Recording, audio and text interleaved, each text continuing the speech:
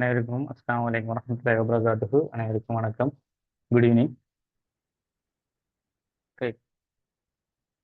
இன்றைக்கு நாங்கள் பார்க்க போகிறது வந்துட்டு நேற்றையத்திட, அதாவது நேற்று நாங்கள் வந்துட்டு கோல்ஃபுக்கு அடுத்து வந்துட்டு குருமக்கலம் பார்த்தோம். அப்போ குருமக்கலத்தில் நாங்கள் அதில் சட்டவாக்கள உறுப்பினர்கள், அதே போல் அதில் முக்கியத்துவமான அம்சங்கள் எல்லாமே நேற்றைய வகுப்பில் பார்த்தோம். இன்றைக்கு நாங்கள் அதில் சொல்கிற அந்த முக்கியத்துவமான அம்சங்கள் இருக்குதானே, அப்போ அந்த முக்கியத்துவமான அம்சங்களை பற்றி நாங்கள் மேலோட்டமாக தான் பார்த்தோம். அப்போ அது கொஞ்சம் விவரணமாக சில விடயங்களை நாங்கள் இன்றைக்கு பார்க்கறதுக்கிறோம்.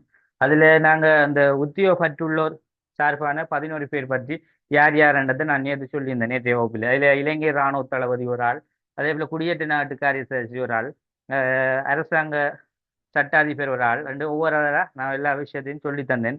அதில் இப்போ நாங்கள் இன்றைக்கு பார்க்க போகிறது இந்த தேர்தல் முறை அறிமுகம். அப்போ தேர்தல் முறை என்ற விஷயத்தை ஏன் நாங்கள் ஏற்கனவே பார்த்த கோல்ஃபுருக்குள்ள கொண்டு வரல, என்ன இதில் தான் தேர்தல் முறையை கொண்டு வந்திருந்தாங்க. அது எப்படி அறிமுகப்படுத்தப்பட்ட விஷயம் என்றதை நாங்கள் இன்றைய வகுப்பில் பார்ப்போம். சரியா? இப்போ இதில் பார்க்கல நாங்கள் அரசியல் சீர்திருத்தம் வந்துட்டு ஒரு முக்கியத்துவமான அம்சம் இதில் கொண்டு வரப்பட்டது இந்த தேர்தல் முறை. அப்போ தேர்தல் முறை என்றது பொதுவாக வந்துட்டு அங்கே எப்படி இருந்துச்சுன்னா, கோல்ஃபுருக்குள்ள நீங்கள் பார்த்தீங்கன்னா அதில் இந்த இனவாரி பிரதித்துவம் என்றது இருந்துச்சு. அதாவது அது தெரிவு தான் இருந்துச்சு. தெரிவுண்டா அவங்க விரும்புகிறவங்களை தேர்தல் செய்வார். ஒரு ஆரம்பங்கள்ல 4 பேரை தெரிவு செஞ்சாங்க. பிறகு சீர்திருத்தங்கள் மாற்றத்தின் காரணமாக ஒரு 6 பேராக மாற்றப்பட்டது. அப்ப ஒரு வாக்குரிமை என்று சொல்லக்கூடிய விஷயத்தை இந்த இடத்துல கொண்டு வராங்க. அதுவும் ஒரு மட்டுப்படுத்தப்பட்ட ஒரு வாக்குரிமை என்று சொல்லப்படுது. எப்படி மட்டுப்படுத்தப்பட்ட வாக்குரிமை என்றா, நாங்க நேற்றைய வகுப்பில் பார்த்திருந்தோம். அதாவது மத்தியதர வர்க்கம், அதுல படிச்சவங்க, அதே போல உயர்ந்த கொஞ்சம் வசதி படைத்தவங்க, இந்த ரெண்டு சாராரை மையப்படுத்தி தான் வாக்குரிமை என்பது அளிக்கப்பட வேண்டும். அப்ப இவங்க 2 பேரும் தான் என்ன செய்வாங்க, வாக்குரிமை அளிப்பாங்க. அதுலயும் யாருக்குண்டா அந்த வாக்குரிமை வந்துக்கிட்டு அதுலயும் சில வரையறைகள் இருந்தது. அதுல எப்படின்னா, அந்த படிச்சவங்க, அதே போல அதுல அந்த ஐரோப்பியர் சார்பாக அந்த நாட்டில இருக்கின்ற படித்தவர்கள் சார்பானவர்கள். அதுல இப்ப உதாரணமாக இலங்கையிலே ஒரு ஆள், இலங்கையிலே படித்தவர் சார்பாக இலங்கையிலிருந்து ஒரு ஆளை தெரிவு செஞ்சாங்க. அதே போல நாங்க நேற்று பார்த்தோம், ஐரோப்பிய சார்பாக 2 பேர், ஏனைய ஒரு ஆள், அதுவும் அவங்களோட சார்பாக. அதுல நாங்க நேற்று பார்த்த இதுல ஐரோப்பிய பரங்கியர் சார்பாக, அவங்களோட இதுல தான் பரங்கியர் சார்பாகவும் ஒரு ஆள் நேற்று நாங்க பார்த்தோம் தெரிவு செய்யப்பட்ட. அப்ப இவ்வளவும் வந்துகிட்டு அவங்களோட பொதுவா நாங்க தேர்தல் முறை அறிமுகப்படுத்தப்பட்டு 4 பேருக்கு தான் வாய்ப்பு கொடுத்திருந்தாங்க. அதுல ஒரே ஒரு ஆள் எப்படியோ கல்வி அடிப்படையில இலங்கையிலே கல்வி கற்றவர், இலங்கைக்கு சொந்தமான ஒரு நபர், கல்வி கற்ற நபர் என்ற வகையில் ஒரு ஆளை தெரிவு செஞ்சது. அப்ப இந்த விடயங்கள் அனைத்தும் தான் நேற்றைய இதுல நாங்க புதிதாக வாக்குரிமை அறிமுகப்படுத்தப்பட்டதுல சொன்ன விஷயத்த பார்த்தோம். அப்ப இந்த தேர்தல் அறிமுகம் என்று சொல்ற விஷயம் வந்து அறிமுகப்படுத்தப்பட்டதால என்ன நன்மை இது போல நடக்குதுண்டா, இந்த தேர்தல் முறைதான் இது பிறகு நாங்க பார்க்கின்ற இந்த பிரதித்துவம், வாக்குரிமை என்று சொல்ல சரிசன வாக்குரிமை என்றெல்லாம் மாற்றம் பெற காரணம். அதே போல அதிகமானவர்கள் என்ன செய்யறாங்க, இந்த சட்டவாக்க கழகம், இப்ப சட்டவாக்க கழகம் என்பது இப்ப தற்போது நாங்க சொல்ற பாராளுமன்றத்தை சொல்றோம். அப்ப இந்த சட்டவாக்கு கழகத்துக்கு தெரிவாகிறவங்க எல்லாம் வந்துட்டு இந்த தேர்தல் முறை மூலம் வாக்குரிமை என்று சொல்லக்கூடியது அளிக்கப்பட்டதன் பிரகாரம், அனுமதிக்கப்பட்ட பிரகாரம் தான் நிறைய பேர் என்ன செய்யறாங்க, தெரிவு செய்யப்படுறாங்க. இப்ப நாங்க இந்த 1910 சட்டவாக்கு கழகத்தை பொறுத்தளவிலே 21 பேர் தான் என்ன செஞ்சாங்க, கொண்டு வந்தாங்க. ஆனா இதுக்கு பிற்பாடுதான் இதுவும் ஒரு முறையற்றது, அரசியல் அமைப்பு உள்ள விடயங்கள் போதாமையானது, அதிகாரங்கள் குறைவானது என்று இதுவும் நிராகரிக்கப்பட்டு, இதுக்கு பிறகு வாரத்திலே இந்த எண்ணிக்கைகள் இன்னும் கொஞ்சமாக அதிகரிக்கப்பட்டு சில சில முக்கியத்துவமான அம்சங்களும் கூட்டப்படுகிறது நாங்க பார்க்கலாம். அப்ப இங்க சொல்லப்படுகின்ற இந்த தேர்தல் அறிமுகம் என்ற விஷயத்த முதல் கொஞ்சம் பார்ப்போம். நாம என்ன சொல்லப்பட்டிருக்கின்றா, இவ்வரசியல் சீர்திருத்தங்களில் முக்கிய அம்சமான தேர்தல் முறை அறிமுகப்படுத்தப்பட்டமை குறிப்பிடலாம். ஆனால் இலங்கை மக்கள் அனைவரும் வாக்குரிமை வழங்கப்படவில்லை. இத்திட்டத்தின் மூலம் உயர்ந்தோர் குழாமில் அரசியல் பங்கேற்பு அதிகரித்ததன் மூலம் கல்வி சொத்து அடிப்படையில் நகர்ப்புறங்களில் வாழ்ந்த இலங்கை மக்களுக்கு நேரடியாக தமது பிரதிநிதிகளை தெரிவு செய்யும் உரிமை வழங்கப்பட்டது. அப்ப இங்க சொல்ற விஷயத்த உங்களுக்கு வழங்கும். இப்ப நான் சொன்னதுதான், அதாவது இங்க வந்துவிட்டு வாக்குரிமை அளிக்கப்பட்டது, அதாவது இந்த தேர்தல் முறை என்ற விஷயம் கொண்டு வரப்பட்டது யாருக்குண்டா, 2 சாரார், ஒன்று சொத்திரிக்கவங்க, அடுத்து கல்வி இருக்கவங்க. இந்த 2 சாராருக்கு தான் முக்கியத்துவம். அதுவும் நகர்ப்புறங்கள் இருக்காங்க, அதுலேயும் நகர்ப்புறம். அப்ப நகர்ப்புறங்கள் ஏரியாக்கள் தான் கொஞ்சம் எல்லாத்தையும் கொஞ்சம் டெவலப்பாக இருப்பாங்க, என்ன வசதிகளில் அதே கல்வியில உயர்ந்தவங்களா இருப்பாங்க. அப்ப அவங்களுக்கு முக்கியத்துவத்தை கொடுத்து என்ன செஞ்சாங்கன்னா இந்த தேர்தல் முறையை அறிமுகப்படுத்தினாங்க. ஏன் இது அவர்களை வேண்டுகோளுக்குனாங்க, இப்ப தானாகவே உருவாக்குற. அப்ப இதுவும் மக்களுடைய வேண்டுகோளுக்குனாங்க. சில சங்கங்கள் என்ன செஞ்சுக்கிட்டா இவ்வாறான சில படித்தவர்களுக்கு வாய்ப்பு கொடுக்கணும் சில சங்கங்கள் என்ன செஞ்சுக்கி போஸ்ட் பண்ணிக்கி 4 விடயங்களை முன்வைத்தது. அதுல நாங்க பார்த்தோம் யாழ்ப்பாண சங்கம், சிலாப சங்கம், கரைநாட்டு உத்தியோகத்தர் சங்கம், வர்த்தக சங்கம், இவங்கெல்லாம் என்ன செஞ்சாங்கன்னா போஸ்ட் பண்ணி இல்ல கட்டாயம் நீங்க என்ன செய்யணும், கொண்டு வந்துதான் ஆகணும், மாற்றி அமைங்க இந்த அரசியல் அமைப்பு சொல்லித்தான் இந்த மெனிங் அந்த குரு மக்களம் என்று சொல்லக்கூடியது உருவாக்கப்பட்டது. அப்ப இது உருவாக்கப்பட்டது, இதுல கொண்டு வரப்பட்ட இதுல முதலாவது விஷயம் தான் இந்த தேர்தல் முறை அறிமுகம். அப்ப தேர்தல் முறை வந்தது யாருக்கு முக்கியத்துவம் இதுல சொல்லப்படுகிறது 2 சாராருக்கு வாக்குரிமை அளிக்க முக்கியத்துவம் கொடுத்தாங்க. ஒன்று சொத்துரிமை அதிகமாக உள்ளவர்கள், அதே போல கல்வி படித்தவர்கள், கல்வியில அதிகமான கொஞ்சம் நல்ல அதாவது சிறந்த இதுல இருக்கவங்க, கல்வியில உயர்ந்தவர்கள் சொல்லலாம். அப்ப அதே மாதிரி இதுல இன்னும் சில விஷயங்கள் சொல்லப்படுது. இதன்படி 4% மான மக்கள் தேர்தலில் பங்கு பற்றும் சந்தர்ப்பம் கிடைத்தது.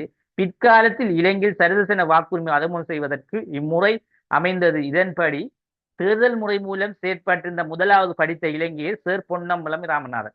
இப்ப பாருங்க, நாங்க இதுல உங்களுக்கு தெரிஞ்சிருக்கும், இதுல நாங்க நேற்றைய இதுல பார்த்தோம், படித்த இலங்கையர் சார்பாக ஒருவர் தெரிவு செய்யப்பட்டார். என்ன வாக்குரிமையில 4 பேருக்கு 4% தான் கொடுக்கப்பட்டது.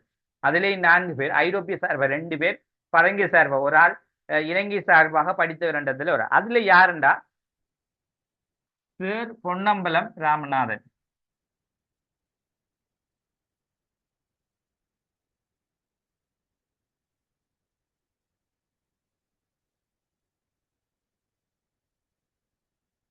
அப்ப இதுல விளக்கோடு நாங்க முதலாக படித்த இலங்கையர் யாருன்னு கேட்டா சேர் பொன்னம்பலம் ராமநாதன் அவர்களை தான் சொல்லணும். சரி, அவர் தான் முதலாவது படித்த இலங்கையராக தெரிவு செய்யப்பட்டது. அப்ப இந்த வகையில நாங்க தேர்தல் முறை என்ன செய்தோம்டா பிற்காலத்தில பிறகு என்ன நடந்தீங்கன்னா இந்த வாக்குரிமையை கொண்டு வந்ததால, தேர்தல் முறையை கொண்டு வந்ததால பிறகு இது சர்வசன வாக்குரிமை என்று சொல்லக்கூடிய ஒரு தேர்தல் முறையாக மாறியது. இந்த தேர்தல் முறை இப்ப பொதுவாக சொல்றாங்க இந்த இதுல குருமக்கலத்துல வந்துட்டு பொதுவாக தேர்தல் முறை, அதுவும் என்ன தேர்தல் முறை, மட்டுப்படுத்தப்பட்ட வாக்குரிமை முறை தேர்தல் முறை என்றா கொண்டு வரப்பட்ட. ஆனா பிறகு உள்ள சந்தர்ப்பங்கள்ல சில அரசியல் அமைப்பில இது வந்துட்டு சர்வசன வாக்குரிமையாக மாற்றப்பட்டது. இப்ப சர்வசன வாக்குரிமை என்ன தெரியுமா, தேர்தல் முறை என்ன தெரியுமா, மட்டுப்படுத்தப்பட்ட தேர்தல் முறை என்றா குறிப்பிட்ட சாரார கொண்டது என்ன மட்டுப்படுத்தப்பட்டது. அதே மாதிரி பொதுவா நாங்க சர்வசனம் எனக்குள்ள ஒட்டுமொத்த அரசு, இப்ப ஆரம்ப காலத்துல இந்த பிரித்தானியர்கள்ல காலத்துவத்தில் ஒட்டுமொத்த இலங்கை அரசுக்கும் பொதுவாக சொல்லப்படுற தேர்தல் முறை சர்வசனம் சொல்லுவாங்க. சர்வசன வாக்குரிமை. அப்ப எல்லாருமே வாக்களிக்கலாம். ஆனா மட்டுப்படுத்தப்பட்ட குறிப்பிட்ட ஆட்கள் வாக்களிக்கலாம். அதே மாதிரி இன்னும் ஒரு தேர்தல் முறைக்கு இந்த இனவாரி பிரதித்துவம், அதுலேயும் இனவாரி எனக்குள்ள அதை எப்படி என்றா இனங்கள் ரீதியாக என்ன செய்யற வாக்களி, அது முறை என்ன செஞ்சாங்க, கோல் ப்ரூஃப்ல இருந்ததை படிப்படியா என்ன செஞ்சாங்க, அதை அப்படியே நிராகரிச்சாங்க.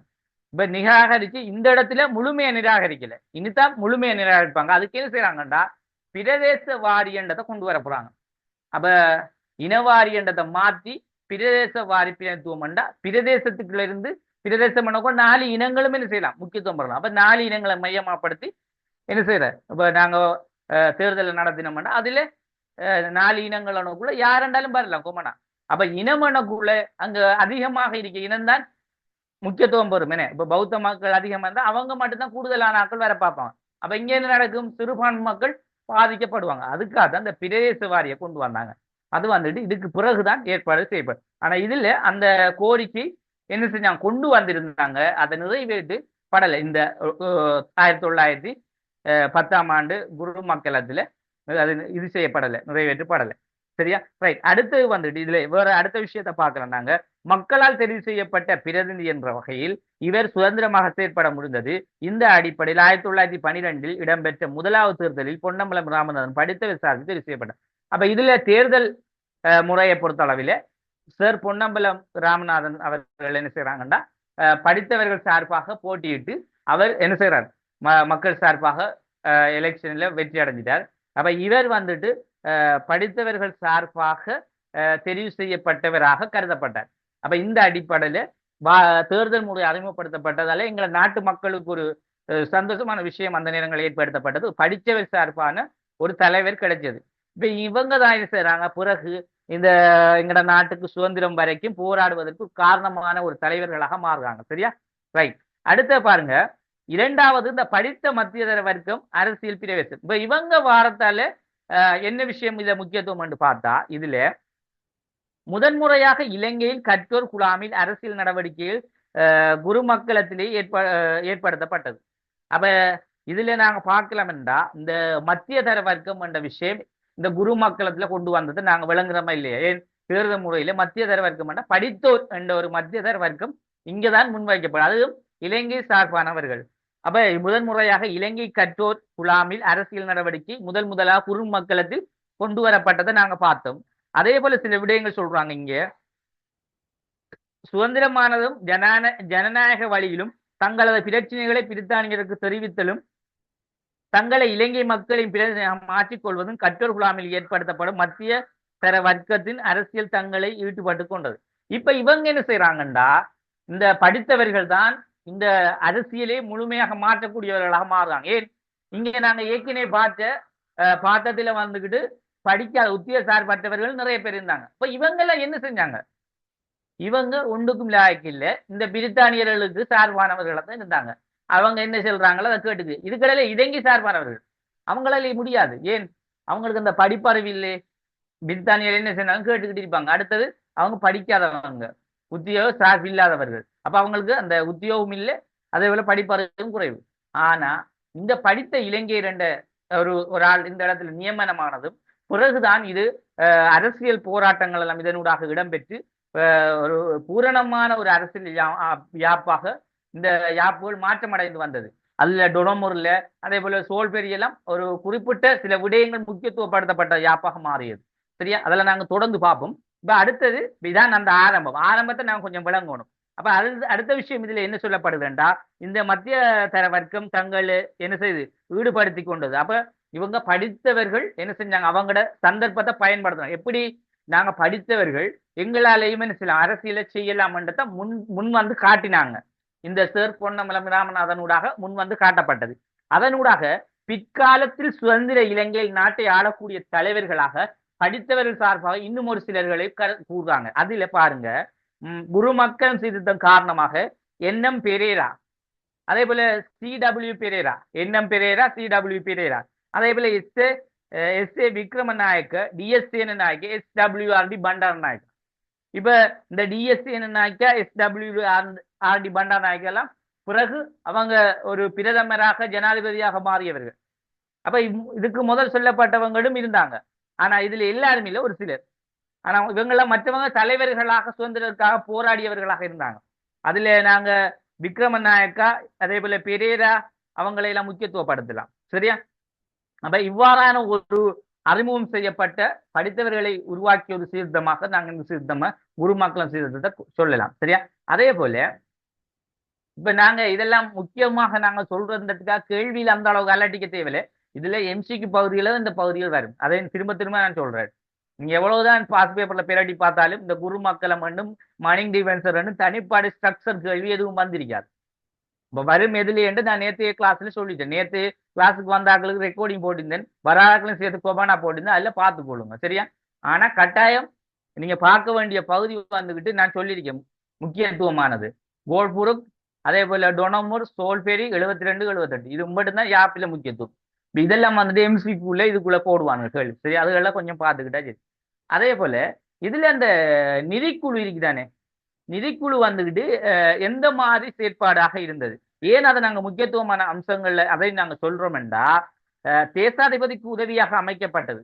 அப்ப நிதிக்குழு வந்துட்டு தேசாதிபதி இதுல தலைவராக இருந்தவர் என்ன குரு மக்களத்துல. அப்ப அவருக்கு ஒரு உதவியாக அதை உருவாக்கி சில விடயங்கள் அதுல முன்வைக்கப்பட்டதுல ஒன்று, உத்தியோகப்பற்றவர்களினால் அரசாங்க செலவு பரிசோதிக்கப்பட்டு சட்ட நிறுவனம் சபை கூடாத காலப்பகுதியில் அனுமதிக்கும் நோக்கமாக இந்த நீதிக்குழு அமைக்கப்பட்டு பொதுவாக இது ஆலோசனை சபையாக காணப்படும். அப்ப நீதிக்குழு என்ன செஞ்சுக்கின்றா, இந்த நிதிக்குழு இது ஒரு ஆலோசனை சபை குழுவாக மாறியது. இப்ப இந்த சட்டசபை, அதாவது நாங்க இப்ப இருக்க பாராளுமன்றம் என்று சொல்லலாம், அப்ப அது சட்டசபையாக இருந்தது. அந்த சட்டசபை கூடாத காலங்கள்ல இவங்க இந்த நிதிக்குழு என்ன செய்யும்டா, இந்த சட்ட நிரூபண சபை கூடாத காலப்பகுதியில ஒரு சில சில நிதி சார்ந்த சில விடயங்களுக்கு ஆலோசனைகள் வழங்குறது, எப்படி நாங்க எங்களோட நாட்டுடைய வரவு செலவு திட்டத்தை கொண்டு வருவது, அப்ப மக்களுக்கு எந்த வகையில் இந்த வரவு செலவு திட்டம் இந்த வருடத்துக்குரியதை ஏற்றுக்கொள்ளலாம் என்றது சில ஆலோசனை சபையாக எந்த அளவுக்கு வரவு செலவு திட்டத்தை நாங்க அதிகரிக்கிறது, குறைப்பது, எந்த மாதிரி எந்த நிலையில் வச்சுக்கிறோம் இவங்க தான் என்ன செய்வாங்க, இந்த நிதிக்குழு தான் ஒரு முக்கியத்துவத்தை வழங்கும். அப்ப இது யாருக்கு என்றா அரசாங்கத்தின் அரசின் தலைவராக இருக்கின்ற தேச அதிபதிக்கு. அப்ப அவர் தான் என்ன செய்வார், அவர் ஊடாகத்தான் இந்த நிதிக்குழு இயங்கி கொண்டிருக்கும். ஆனா இது வந்துட்டு இப்ப சட்டசபை வந்துட்டு பார்லிமெண்ட் கூடுற மாதிரி சட்டசபை கூடாத காலங்கள்ல கூடுதலான சில ஆலோசனை வழங்கியதாக நாங்க பார்க்கக்கூடியதாக இருக்கு. அதே போல இதுல அடுத்த சில விடயங்கள், அடுத்த சில முக்கியமான விடயங்கள் தான் இந்த மக்களத்துல சில நன்மைகளும் குறைபாடுகளும். அப்ப இதுகளையும் பார்த்துட்டு அடுத்தது நாங்க தற்காலிக மெனிங், அதாவது மெனிங் டிவைன்ஸ், இந்த மணிங்க பார்க்க போறோம். அது போல மைனிங் டிவைன்ஸ் சொல்லுவார். அது ஒரு அதுல இருந்து ஒரு 2-3 ஆண்டுகளுக்கு பிறகு உருவாக்கப்பட்டது. அப்ப ரெண்டும் கொஞ்சம் வித்தியாசம் இல்லை, கிட்ட கிட்ட சின்ன சின்ன பாயிண்ட்கள் தான் இல்ல சில விஷயங்கள் சேர்க்கப்பட்டது. சரியா? அப்ப அதால அதை நாங்க சும்மா நோமலா விளங்கிட்டு போகலாம். அதை நீங்க அலட்டிக்க தேவையில்லை. அதுல அந்த எண்ணிக்கைகள் கூடப்பட்டதுதான், அவ்வளவுதான். சரியா? உறுப்பினர்கள் எண்ணிக்கை கூடப்பட்டது. ரைட். இப்ப நான் இதை குறைபாட்டையும் நன்மைகளையும் அந்த நன்மைகளையும் குறைபாட்டையும் பார்ப்போம். இதுல பாருங்க, மக்களம் அரசியல் திட்டம் வந்துட்டு முதலாவது நிதிக்குழு ஆரம்பிக்கப்பட்டது. அப்ப இதுல நிதிக்குழு உருவாக்கப்படுது. நாங்க பார்த்தோம், நிதிக்குழு உருவாக்கப்பட்டு இது ஒரு ஆலோசனை குழுவாக மாற்றப்பட்டது. இப்ப இதுல சொல்லுங்க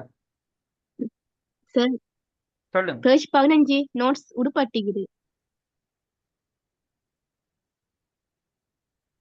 பேஜ் 15 நோட்ஸ் அனுப்பிப்பட்டில்ல. விளங்கல. பேஜ் 15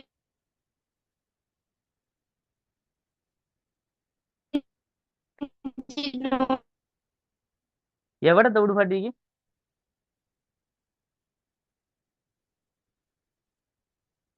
நோட்ஸ் அனுப்பிப்பட்டில்ல. விளங்கல. பேஜ் 15 நோட்ஸ் உடுப்பட்டி. சரியா தானே, நல்லா பாருங்க.